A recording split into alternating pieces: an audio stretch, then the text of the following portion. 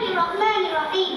માનનીય આચાર્ય શ્રી સુફિયા મેડમ, આદરણીય શિક્ષકો અને મારા પ્યારા વહાલા વિદ્યાર્થી મિત્રો, અસ્સલામુ અલૈકુમ વરહમતુલ્લાહિ વબરકાતુહ.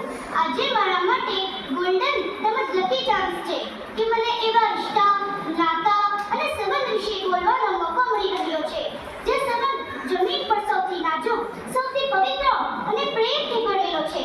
તે છે બાપ દીકરીની મોહબ્બત, બાપ દીકરીનો પ્રેમ, बाप દીકરીનો રિશ્તો.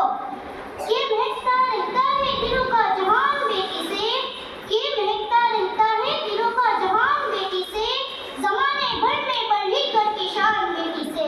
जरूरी नहीं कि बेटों से नाम रोशन हो, जरूरी नहीं कि बेटों से नाम रोशन हो, मेरी नबी का चला खानदान बेटी से. દીકરી રહમત છે, સુકૂન છે, બરકત છે, જ્યારે બાપ નિયામત છે, દौलत છે, છાયો છે, ઢાલ છે, સુરક્ષાની દિવાલ છે. દીકરીના સપના સાકાર કરવા, સપના સલામત રાખવા બાપ પોતાના સપના ભૂલાવી દે છે, ચકનાચૂર કરી દે છે. દીકરી માટે માની પણ કુરબાની હોય છે, પણ બાપ તો પોતાની દીકરીઓ માટેની મોટી મોટી કુરબાનીઓ પણ છુપાવી દે છે. દીકરી નાની ઉંમરે બાપની આંગળી પકડીને ચાલે છે અને મોટી ઉંમરે બાપનું દિલ પકડીને ચાલે છે.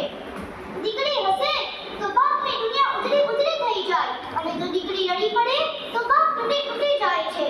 कहती हूँ कि मोहब्बत है मुझे अपने हाथों की सारी उंगलियों से, कहती हूँ कि मोहब्बत है मुझे अपने हाथ की सारी उंगलियों से, न जाने कौन सी उंगली पकड़कर मेरे बाबा ने चलना सिखाया था मुझे. કુરાન શરીફમાં દીકરીઓ વિશે અતિ પ્રેમ, આદર અને સન્માનનો જિકર કરવામાં આવ્યો છે. લિલ્લાહિ મુલ્કુસ સમાવાતિ વલ અર્દ યખ્લુકુ મા યશા યહબુ લિમન યશાઉ ઇનાથા વ યહબુ લિમન યશાઉ ધુકૂર. કે આસમાન અને જમીનની હુકુમત અલ્લાહની જ છે.